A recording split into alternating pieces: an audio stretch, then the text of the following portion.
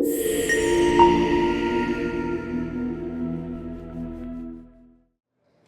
it's Adam Hill from ITS International. I'm here with the three CEOs of the main ITS regional organizations. So we have Ace Yamamoto from ITS Japan, Laura Chase from ITS America, and Jus von Thoma from Ertico ITS Europe.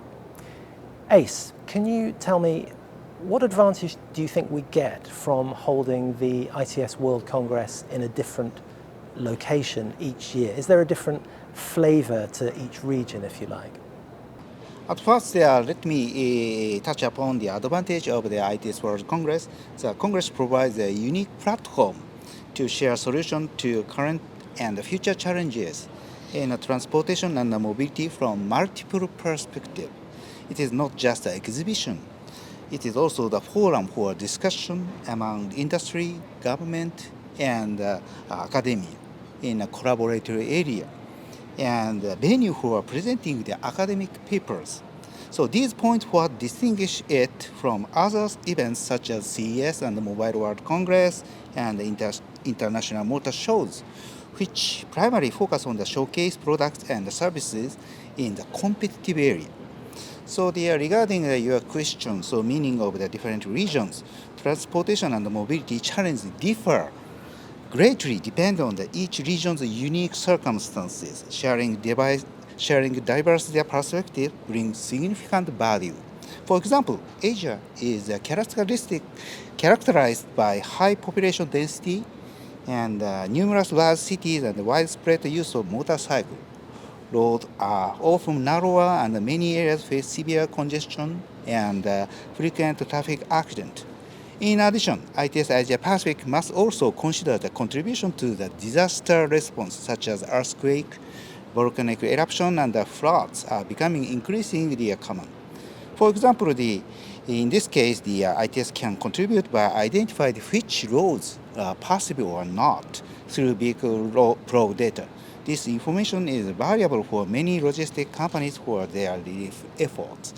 So, transportation and mobility challenges are distinct from those in the United States and Europe. However, there are certain aspects that are common across regions. So each region can learn from the experience of others. So furthermore, the ITS World Congress plays an important role in aligning the global direction of ITS, particularly on cross-cutting issues such as environment, sustainability, and equity. So we can look at the same direction through the ITS World Congress. Okay. Thank you. Jus, can I ask you, in terms of the learnings that we try to carry over from one Congress to the next, how difficult is that? Is there a sense in which we feel we're starting again each year we have a new Congress? Thanks for the question, Adam. I think definitely there is more and more convergence in terms of realities in the world. It used to be telematics and cars and roads. Today it's about cloud, V2X, traffic signals, and many more things. Actually, new topics we have played on board. I think the marriage we're going with the telecommunications sector is one. The other marriage will be the energy sector for charging and vehicle to grid. The drones is another one. So all these things, the beauty of these three regional conferences is that we have an international program committee and we detect the new things. We don't build on the old things. Rome was not built in one day, but this Congress neither. So we identify with Laura and Ace and how each other's ecosystems and constitute the newer topics. So for example, this year was actually traffic management linked to connectivity. So the V2X deployment that we actually see here in Georgia as one of the first ones in the United States of America is very, very worthwhile to see and to take lessons. So this IPC, as we call it, is a good tool to also to do a bit predictive analysis. What will be the next one in the row? Also, each of us is organizing the World Congress every year, but not each of us every year. It's I'm starting, then Laura, and then Ace. Meaning, we each have 3 years afterwards, and then so it's you again within 3 years in Orlando, from what I heard, meaning that you have 2 years extra to think about the next steps. But it's working well and it's quite unique and we should keep that process. Thank you. Laura, I think deployment is one of the key themes of this Congress. Do you think the ITS industry is sometimes happier to talk about deployments than to actually do them? So I would say the industry is very interested and willing to deploy.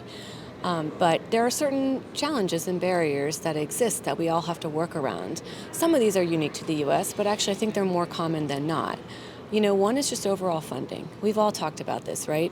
IT systems are digital systems. And in the transportation space, a lot of times funding is reserved for the physical infrastructure. And as Yo said, as it becomes much more cloud-based, using AI, using data, that means we actually have to change our mindset to what are we actually funding and what are we actually paying for to help deploy these systems. So I think that's one. I think a second challenge is our workforce. And, again, when we're talking about needing data scientists, cybersecurity experts, people who understand machine learning and AI, the traditional traffic engineer is not educated in those disciplines. And so we really need our curriculums in this field to catch up so that our workforce is ready for the future. And then I think the third is that, inherently you're deploying systems that the public has to use. And so there is a public acceptance and public education piece of this. I think we're seeing, and we tried to talk about this at this Congress, we're seeing that the technologies are very advanced. And it's not really a technology problem. But at the end of the day, for many of these solutions to be used at scale, consumers who don't understand them need to accept and adopt them. And so I think those are some of the challenges that we see towards scaling deployment. But I think our community is actually very gung-ho and ready to deploy. We have to open those doors and break down those barriers. Sure. No, thank you. Joost, do you think that policymakers have enough of an understanding of what ITS can bring to the table, and what can your three organizations do to help in that process of understanding? Certainly. I think we started off on Sunday actually with AASHTO, the American DOTs all together. I was privileged to be there as an invitation by Laura. And we discovered that in Europe we have exactly the same issue. It's about, in terms of budget priorities, as Laura just said, we need to scale up on that one in terms of the digital component is as important as the physical component. Maybe the physical sells more easily from a political perspective, but definitely if I see what we can do with data for road safety, for example, the data exchange we do for asset management, the predictive analysis we can do, the information to the consumer, to the driver through digital means, this is great. I mean, so much valuable. The second thing is at least what we do in Europe is sustainability agenda, climate change, air quality is a big topic, urban mobility, maybe less here, but that is something where ITS can also be an enabler to predict these things. So that's another, I would say, policy agenda. We talked a lot about data, didn't we? So, and indeed, I was just coming out from a panel. We all face the same challenges. Or do we need to standardize these things? Do we need to regulate but not stifle innovation? What do we do with the bigger players that have some market power and the smaller ones that want to get into that niche? What do we do with mobility as a service, where we have multimodal apps or mobility on demand here? How do they survive, and how can they get the right data from the public and private side? So all these challenges, I started by saying convergence. We see a lot of convergence there, which is good in terms of harmonization or synchronization for our businesses. Our companies invest worldwide and not necessarily in one country and one region. Sure. No, thank you very much. I'm conscious that you all have to run to another meeting where you are all speaking together. Getting you together is fantastic. It's very unusual. For me, can you give me one takeaway, each of you, from your experience in Atlanta this week? Just one. Just one is there are a lot of many, but one is data sharing. So so the AI and including the deep learning, so rely heavily on large volume or high quality data to support the ITS future services. We need to create a sustainable and common data sharing processes. We had a very good discussion among the global ITS team to not only just the data itself, but also what is the challenge. What is we need to look at? We need to what we have to tackle. So such kind of some data sharing and with ITS team is a very, very good takeaway. I think one takeaway I would have is that innovation is inherently about risk. And I think public agencies need to reassess how they assess risk and then manage risk. because there's actually risk in not acting and in not innovating. And I don't always know that that is taken into consideration. And so as someone from the first, or the opening ceremony said, take the risk, and if you can't take the risk, find a partner who can take the risk so we can continue to move forward.